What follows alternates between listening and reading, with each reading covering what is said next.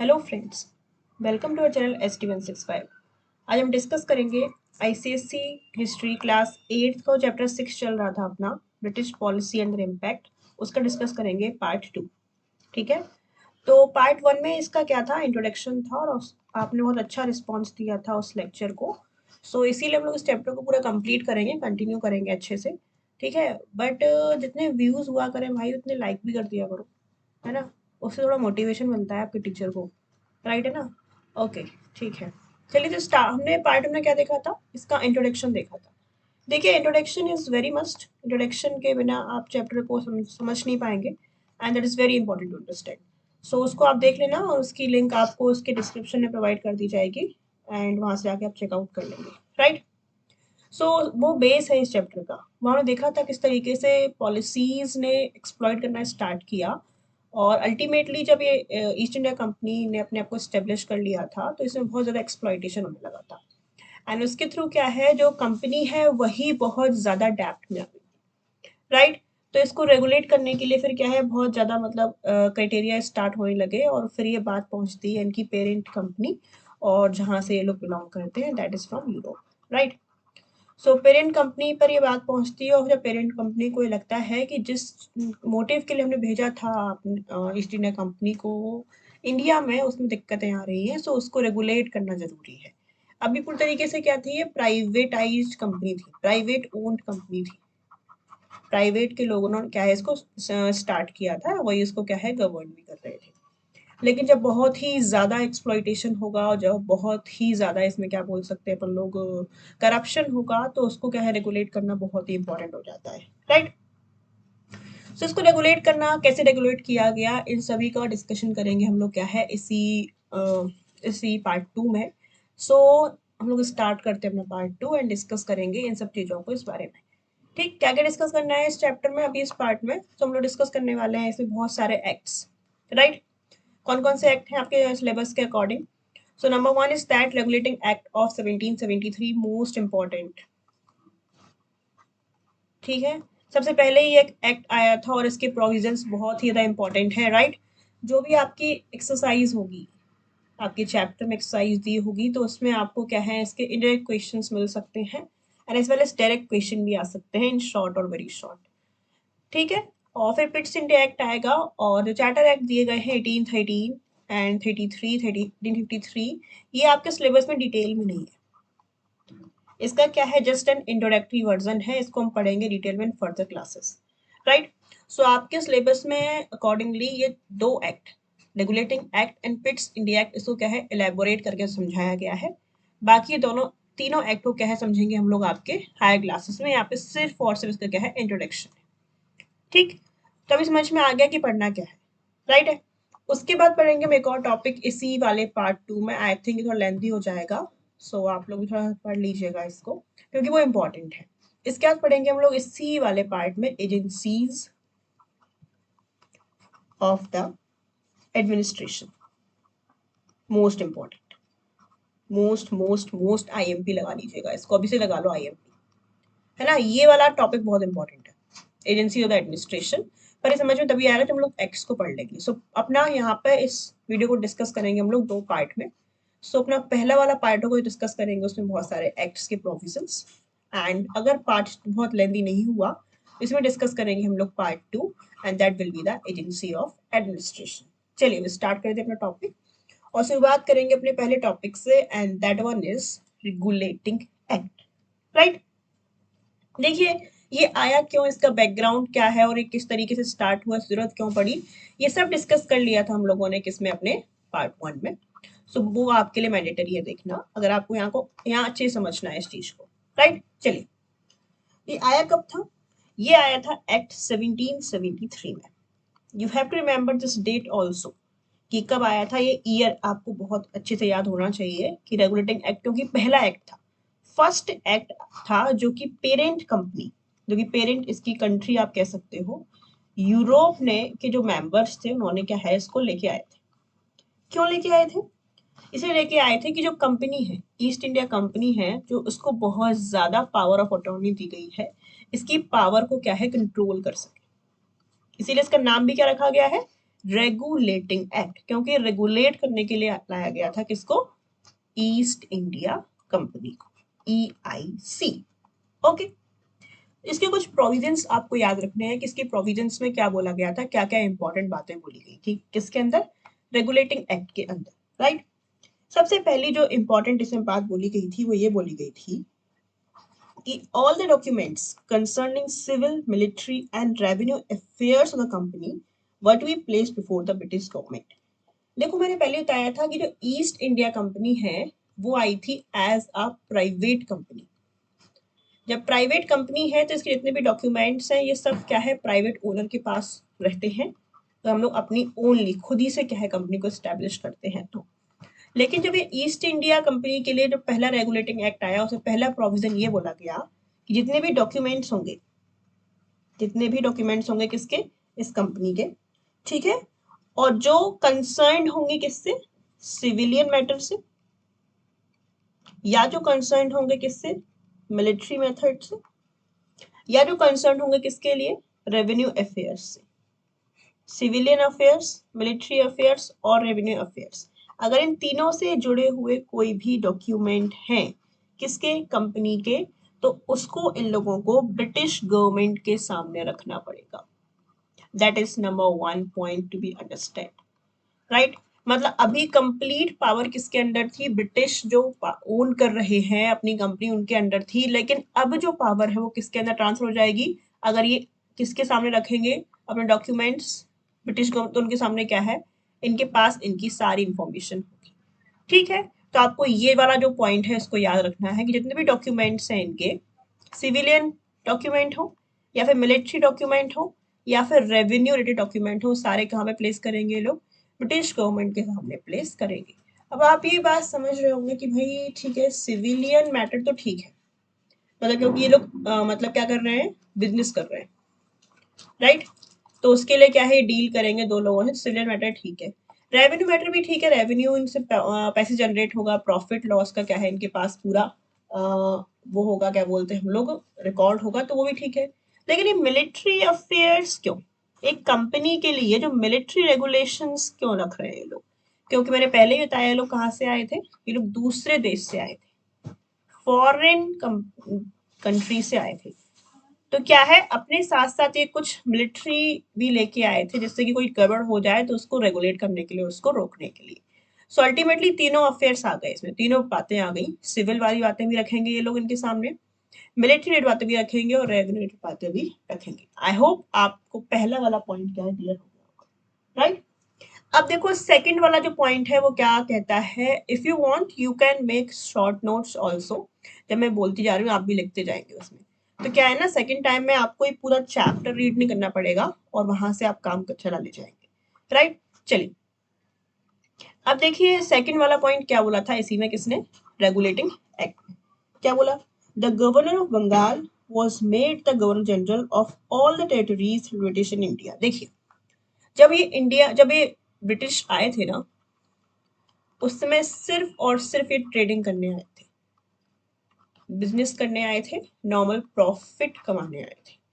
लेकिन political instability की वजह से, ठीक है, इनके पास क्या आई? पॉलिटिकल पावर भी आई, और उन्होंने क्या है धीरे धीरे अपनी रेजिडेंसीज को क्या है स्टेब्लिश किया किसके अंदर? इंडिया के अंदर, राइट। मैंने आपको प्रीवियस पार्ट में पढ़ाया था चैप्टर 5 में, फ्रॉम ट्रेडर्स टू रूलर्स में, कि किस तरीके से अपना हुआ था बैटल ऑफ बक्सर, किस तरीके से बैटल ऑफ प्लासी, है ना, और किस तरीके से इन्होंने हराया था कई सारे रूलर्स को, और अल्टीमेटली इनके पास क्या आ गई थी? अब पॉलिटिकल पावर आ गई थी, राइट। जब पॉलिटिकल पावर आ गई, इन्होंने क्या है, 3 रेसिडेंसीज थी इनकी, इंपॉर्टेंट थी।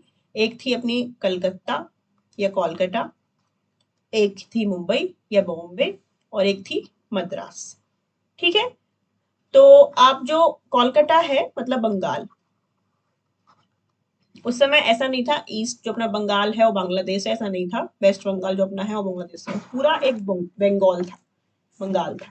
उस समय डिवाइडेशन नहीं हुआ था इंडिया का, ठीक है। तो फिर क्या है, पहला सेकंड पॉइंट क्या बोलता है रेगुलेटिंग एक्ट का? तो जो गवर्नर होंगे बंगाल के, इन सभी के क्या थे, गवर्नर भी थे। यहाँ पर भी प्रेसिडेंट रेसिडेंसी में गवर्नर थे, यहाँ भी इनकी प्रेसिडेंसी में गवर्नर थे, और यहाँ पर भी गवर्नर थे। किसके अंदर, बॉम्बे, बंगाल या कोलकाता और एक मद्रास। ठीक है, अपना अपना अलग अलग ये लोग काम कर रहे थे, अपना अपना अलग अलग इनका क्या है, यूनिफाइड काम था, किसी के ऊपर कोई डिपेंडेंसी नहीं थी। लेकिन सेकंड पॉइंट उन्होंने ये बोलते हैं कि जो गवर्नर होगा बंगाल का, जो गवर्नर होगा किसका, बंगाल का, उसे बनाया जाएगा गवर्नर जनरल। ध्यान सुनते जाना, एक ही पॉइंट मिस करोगे ना तो कहानी समझ में नहीं आएगी। ठीक है, हमारी कहानी का एक पॉइंट मिस हुआ तो आप फिर पूरी स्टोरी भूल जाएंगे क्या पढ़ा रहे थे। राइट, सुनना ध्यान से। तो सेकंड पॉइंट क्या बोला उसने कि जो गवर्नर है किसका, बंगाल का, उसको हम लोग गवर्नर जनरल बनाएंगे। पहले तो नाम चेंज कर दिया, नॉर्मल गवर्नर था, क्या बना दिया उसको, गवर्नर जनरल। अभी वो सिर्फ किसको देख रहा था, बंगाल को। अभी वो जितनी भी टेरिटरीज है इंडिया में सभी की देख रेख करेगा। मतलब गवर्नर यहाँ पर भी होगा, गवर्नर यहाँ पर भी होगा और गवर्नर यहाँ पर भी होगा, लेकिन ये सब लोग किसके कंट्रोल में रहेंगे, पर्टिकुलर गवर्नर के अंदर, जो कि बंगाल का होगा। इसको उन्होंने क्या बोल दिया, गवर्नर जनरल। Got it.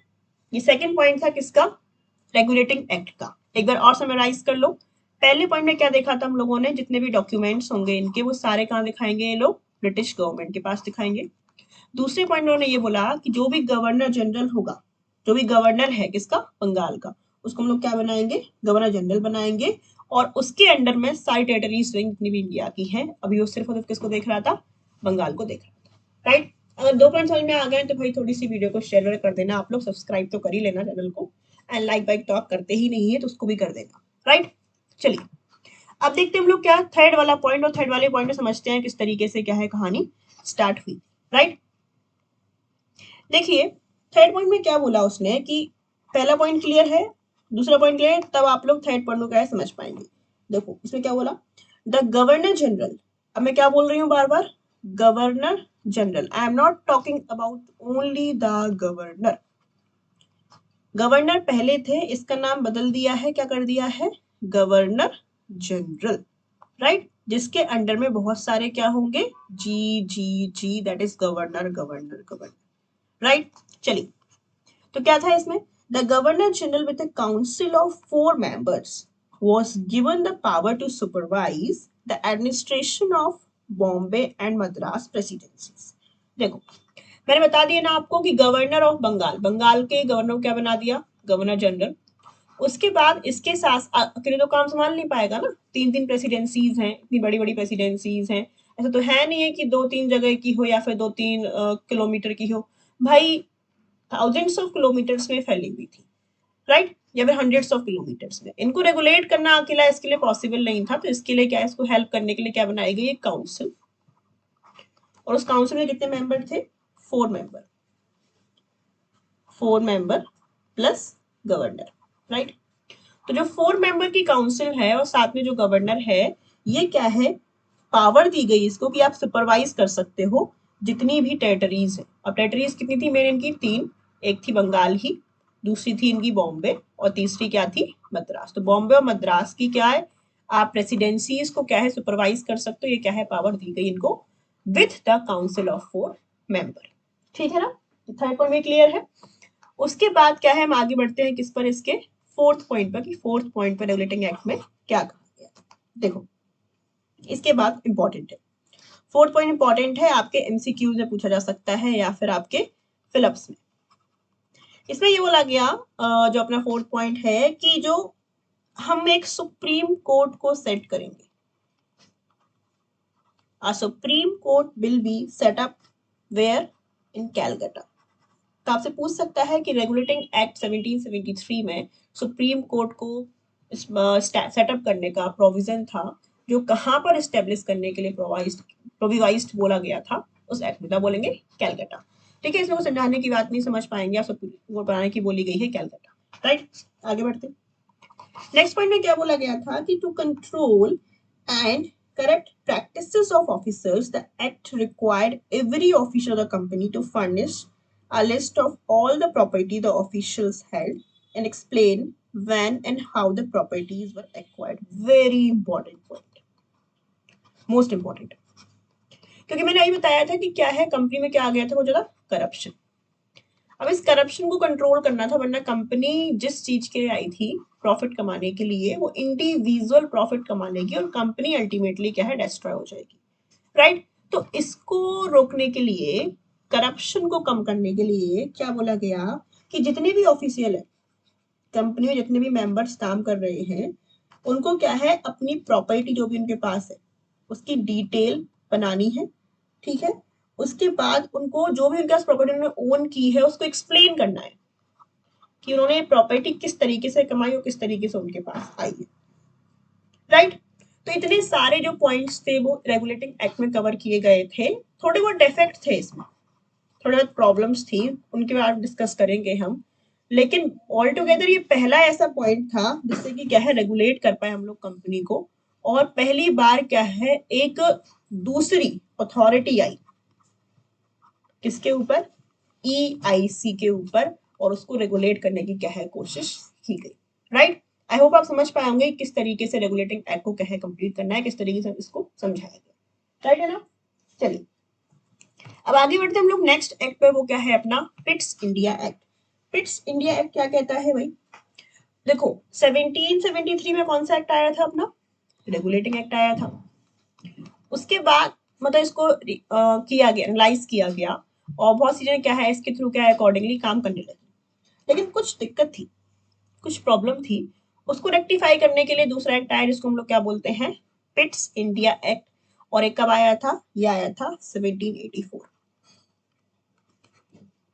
या ईयर याद रखना है, आपसे आपसे पूछ सकता है वो फिलअप्स में कि when Pitt's India act came into force, तो आप लिखेंगे 1784, रेगुलेटिंग एक्ट 1773। ओके चलिए, अब क्या होता है थोड़ी सी इसको हम लोग समझ लेते हैं, इसका क्या था, मतलब हिस्ट्री क्या थी। तो क्या हुआ 1784 में, कौन होते हैं जो प्राइम मिनिस्टर थे कहाँ के, ब्रिटेन के, उनका नाम क्या था उस समय, विलियम पिट। विलियम पिट एक प्राइम मिनिस्टर होते थे, किस समय के, 1784 के, कहाँ के, ब्रिटेन के, इनकी पेरेंट कंपनी, ठीक। उन्होंने एक एक्ट पास किया जिससे कि जो भी लूप होल्स हैं, जो भी कमियां हैं किसकी, रेगुलेटिंग एक्ट को दूर करने के लिए एक दूसरा एक्ट पास किया जो इन्हीं के नाम पे क्या कहलाया, पिट्स इंडिया एक्ट। क्योंकि ये 1784 में इन्होंने इंट्रोड्यूस किया था, इसीलिए इसका ईयर भी हम लोग 1784 मानते हैं। और पिट्स, विलियम पिट इनका नाम था, इसलिए इनके नाम पर क्या नाम रखा गया, पिट्स इंडिया एक्ट, राइट। क्यों आया था ये, इससे कि जो लूप होल है, जो भी प्रॉब्लम्स है किसकी, रेगुलेटिंग एक्ट की, उसको क्या है दूर कर सके हम लोग। इतनी बात क्लियर है ना। चलो हम पढ़ते हैं इसमें कौन कौन से इंपॉर्टेंट प्रोविजंस थे किसके अंदर, पिट्स इंडिया एक्ट के अंदर, राइट।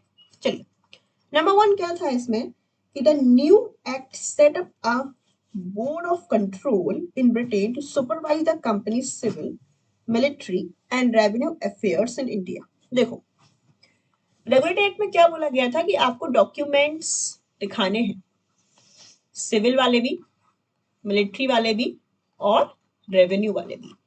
लेकिन सिर्फ इतना ही बोला था, ठीक है आप दिखा देंगे, हम लोग चेक कर लेंगे, और बाकी अगर सब कुछ ठीक होगा तो आप कंप्लीट कर पाएंगे। लेकिन इस एक्ट में, जो पिट्स इंडिया एक्ट में, उसमें बकायदा एक बोर्ड ऑफ कंट्रोल बिठाया गया।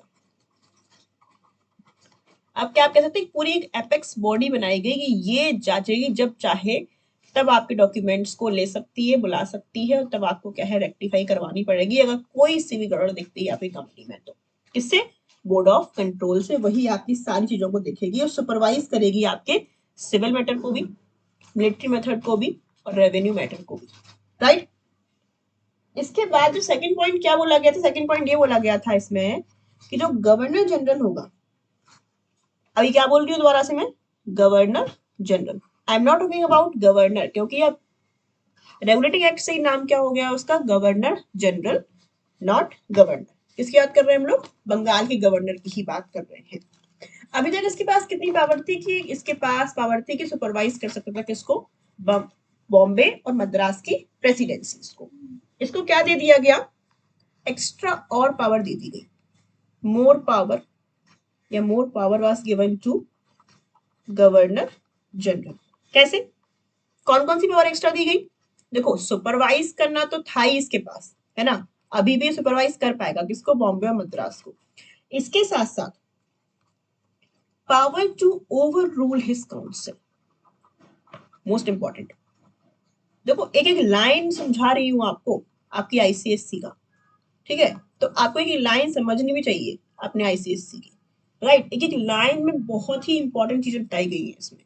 इसमें क्या बोला गया है कि मतलब, ठीक है, पहला तो उन्होंने क्या बोल दिया कि एक बोर्ड ऑफ कंट्रोल को सेटअप करेंगे, हम बीओसी सेट करेंगे, किसके लिए? आपके कंपनी के सिविल, मिलिट्री और रेवेन्यू अफेयर्स के लिए। दूसरा क्या है, गवर्नर जनरल के पास ऑलरेडी बहुत सारी पावर्स थी ना, किससे? 1773 के एक्ट से। इनको क्या दिया गया? एक्स्ट्रा पावर दे रहे हैं ये लोग, किसके लिए?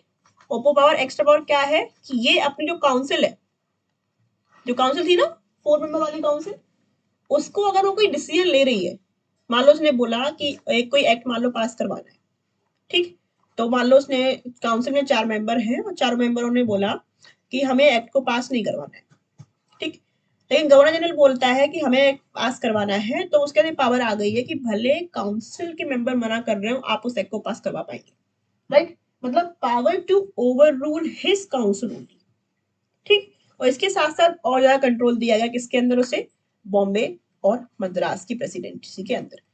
एक तरीके से आप देख पा रहे हैं ना, पहले क्या है, सब कुछ डिसेंट्रलाइज था, सभी अपने अपने काम कर रहे थे। अब धीरे धीरे क्या है, सब कुछ सेंट्रलाइज्ड कर रहे हैं, एक पर्टिकुलर अथॉरिटी को क्या है, पावर दे रहे हैं, उसके अंडर में शायद सब कुछ कंट्रोल हो रहा है, राइट। तो ये बात समझ में आ गई। इसके बाद क्या है, तीसरा पॉइंट क्या बोला गया पिट्स इंडिया एक्ट में कि he was also made the supreme commander of the British forces in India। इसके साथ साथ इसको क्या बनाया गया? सुप्रीम कमांडर ही बना दिया। किसी को? जीजी को। जीजी दीदी नहीं है, गवर्नर जनरल, राइट। तो जो गवर्नर जनरल है उसको क्या है, सुप्रीम कमांडर बना दिया गया, किसका? ब्रिटिश फोर्सेस का। मतलब मिलिट्री अफेयर्स के ऊपर भी उसको एक्स्ट्रा पावर दी गई, एक्स्ट्रा क्या है, शक्ति दी गई। आई होप आपको क्लियर हो गया होगा पिट्स इंडिया एक्ट। तो मैंने 2 टॉपिक कंप्लीट कर लिए एंड आई होप आप लोग इसको शेयर भी दरादन कर रही होंगे, राइट। चलिए, अपने लास्ट टॉपिक बचता है आज का, वो क्या है अपना चार्टर एक्ट्स ऑफ 1813, 83, 1853। मैंने पहले ही बोला था आपसे कि ये 2 जो टॉपिक हैं, कौन कौन से, एक है रेगुलेटिंग एक्ट और दूसरा है पिट्स इंडिया एक्ट, ये आपके डिटेल में है, और बाकी आपके 3 हैं वो क्या है, आपके जस्ट एन इंट्रोडक्शन है, उसी के साथ हम समझेंगे भी इसको। चलिए, फिर क्या है, सीरीज ऑफ एक्ट स्टार्ट हुए। मतलब ये लोग क्या है, जैसे कि 1773 में क्या आया अपना, रेगुलेटिंग एक्ट आया, उसका टेस्ट किया कि एक्ट काम कर रहा है कि नहीं कर रहा है, ठीक है भाई काम कर रहा है, कोई दिक्कत थी, उसको दूर किया इन्होंने पिट्स इंडिया एक्ट 1784 में। फिर इसको टेस्ट किया इन्होंने, लगभग ये लोग क्या है, एक एक्ट को कम से कम 10 साल तक टेस्ट करते थे, मिनिमम 10 ईयर। अगर सही चलता था तो उसको आगे बढ़ाते थे, वरना फिर इसमें चेंजेस लाते थे, ठीक है। धीरे धीरे क्या है, चेंजेस आते रहे। उसमें से मोस्ट इंपॉर्टेंट जो एक्ट आए वो है अपने 1813 का चार्टर एक्ट, फिर 33 का चार्टर एक्ट, और फिर आया 1853 का चार्टर एक्ट। क्यों आए? मेन उनका मोटिव यही था कि जो कंपनी है उसकी पावर को मिनिमाइज करना, उसकी पावर को रेगुलेट करना। अगर आप भूल जाओ इसका ऑब्जेक्टिव क्या थे, ये जो एक्ट्स आए थे, तो आप ये लाइन तो लिख ही देंगे, to regulate the power of company, right, to curb the power of the company, right। अब थोड़ा देख लेते हैं कि 1813, 33, 53 में हुआ क्या क्या था अल्टीमेटली। देखो सबसे इंपॉर्टेंट बात समझ लेना, जो आपके अकॉर्डिंगली आईसीएससी दी गई है आपके सिलेबस में, 1813 का एक्ट इंपॉर्टेंट है। इसमें कुछ ऐसी बातें की गई जो थोड़ी सी डेमोक्रेसी लेके आए, किसमें? ट्रेडिंग में। क्या होता है, क्या कह रहे हो आप, सुनो ध्यान से। जब ये ईस्ट इंडिया कंपनी आई थी ना अपने देश में, मतलब ट्रेड करने के लिए इंडिया में, उस समय क्या है, इसने बॉन्ड साइन करवा रखा था जो आपकी क्वीन थी, कि मतलब अभी हम मतलब मार्केट करने के लिए जा रहे हैं, ट्रेड करने के लिए जा रहे हैं, तो हमारे साथ साथ किसी और यूरोपियन कंपनी को मत भेजना, किसी और ब्रिटिश कंपनी को मत भेजना, हम अकेले मोनोपोली स्टेब्लिश करेंगे, मोनोपोली और कोई हमारा कॉम्पिटिटर नहीं होना चाहिए। तो ऐसा बॉन्ड साइन किया था उन्होंने किसके साथ, यहाँ की क्वीन के साथ। उन्होंने कहा ठीक है डन हो गया, नहीं भेजेंगे। लेकिन क्या है 1813 का जब एक्ट आया तो वहां के जो और बिजनेसमैन थे वो क्या है प्रोटेस्ट कर रहे थे, भाई ये बात गलत है, आप उनको भेज रहे हो, हमें क्यों नहीं भेज रहे हो। तो नहीं यार ठीक है चलो, उन्होंने इतने साल कर लिया आराम से, 1773 से ये लोग कर रहे हैं, इसका 1600 से आ गए थे, बहुत टाइम तक उन्होंने आगे रूल कर लिया। तो 1830 में इन्होंने क्या है इनका मोनोपोली को एंड किया गया, very important, ended the monopoly, किसका, ईस्ट इंडिया कंपनी का। इन्होंने मोनोपोली मतलब खत्म कर दी, इन्होंने कहा अब आप अकेले ट्रेड नहीं करेंगे, बाकी जो ब्रिटिश की कंपनी है वो भी आ सकते हैं, ब्रिटिश के सिटीजन्स भी आ सकते हैं, सिर्फ कंपनी नहीं। मान लो कोई इंडिविजुअल ट्रेड करने आना है उसको इंडिया, तो सिटीजन भी आ सकता है ट्रेड करने के लिए, कहाँ पर, इंडिया में, राइट। लेकिन इसके साथ साथ इन्होंने कहा कि भाई ठीक है आप मोनोपोली खत्म कर रहे हो, लेकिन चाय, टी, चाय का व्यापार हमारे अंडर में अभी भी रहेगा, ये कंपनी की कंडीशन थी। उन्होंने कहा चाय पर मोनोपोली अभी भी रहेगी, चाय सिर्फ हम ही लोग इंपोर्ट एक्सपोर्ट करेंगे, ट्रेड करेंगे चाय का, राइट। उन्होंने कहा ठीक है डन, चाय आप करते रहो, बाकी के लिए क्या है मोनोपोली हटा देंगे, बाकी के लिए सभी सिटीजन्स आएंगे, राइट। ओके, इसके बाद क्या आता है, फिर आता है काम चलता रहता है, और फिर अपना दूसरा एक्ट आता है, वो कौन सा आता है, एक्ट ऑफ 1833, इसको हम लोग बोलते हैं चार्टर एक्ट ऑफ 1833। इसमें क्या बोल दिया इन्होंने, कहा अब बहुत हो गया, अब तुम लोग चाय भी खत्म कर लो अपनी मोनोपोली। तो टी पर भी क्या है इनकी मोनोपोली को एंड कर दिया जाता है, किसकी, EIC, that is east India company, right. इसके बाद फिर आता है अपना लास्ट एक्ट, दैट इज 1853, जो एक बेहतरीन एक्ट था किसके मामले में, स्ट्रेंथ इनको कंट्रोल करने के मामले में। जो ब्रिटिश पार्लियामेंट थी इन्होंने कुछ और भी ऐसे प्रोविजंस बनाए जो कि आपको अभी समझाने के लिए आपके सिलेबस में है नहीं, अगर टाइम मिला हम लोग बाहर डिस्कस कर लेंगे इसको कि चार्टर एक्ट क्या था, इंपॉर्टेंट है ये, लेकिन आपके सिलेबस में नहीं है, बात ये है, ठीक। तो डिस्कस करेंगे हम लोग इस चैप्टर के क्वेश्चन आंसर करने के बाद, अगर आप लोग मैं भूल जाऊँ तो आप लोग कॉमेंट में बता देंगे, राइट। और डिस्कस करेंगे किस तरीके से उन्होंने और ज्यादा एक्सरसाइज कंट्रोल किया किस पर, कंपनी पर, और उसको और ज्यादा क्या है स्ट्रेंथन की अपनी पावर कंपनी के रेस्पेक्ट में, किसने, ब्रिटिश गवर्नमेंट, राइट। सो यहाँ हमने कंप्लीट किया अपना पहला टॉपिक, और वो क्या था, वेरियस एक्ट, जो कि इंपॉर्टेंट थे समझना, और इसके बिना क्या है हम लोग इनकी जो पॉलिसीज है जो एजेंसीज है नहीं समझ पाते, ठीक। तो ये था अपना आज का पार्ट 2, क्या क्या डिस्कस किया हम लोगों ने, वेरियस एक्ट्स में 3 एक्ट डिस्कस किए, वैसे तो 4 एक्ट मानो आप, एक था regulating act, Pitt's India act 1813 वाला एक्ट, 33 वाला एक्ट और 53 वाला एक्ट, राइट। सो ये इसमें इतना ही था, thank you for watching this video. बाकी हम डिस्कस करेंगे अपना किसमें, जो अपना एजेंसी एडमिनिस्ट्रेशन डिस्कस करेंगे हम लोग पार्ट 3 में। Okay, thank you so much.